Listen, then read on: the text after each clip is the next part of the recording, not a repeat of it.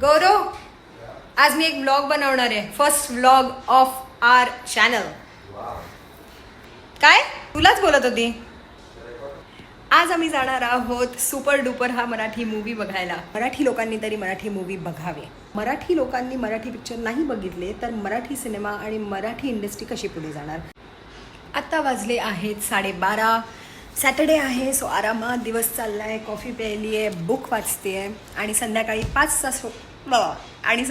5चा show असल्यामुळे आम्ही 4 वाजेपर्यंत निघू. आणि पहिल्यांदाच मी कॅमेरा म्हणजे तुम्हाला घेऊन जाणार आहे माझ्याबरोबर.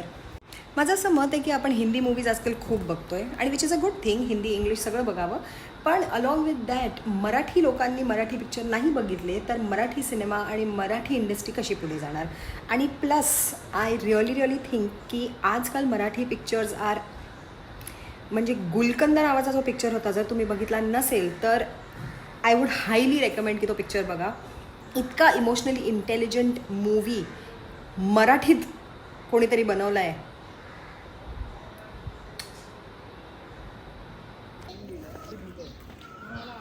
चला आम्ही निघालोय मूवी बघायला.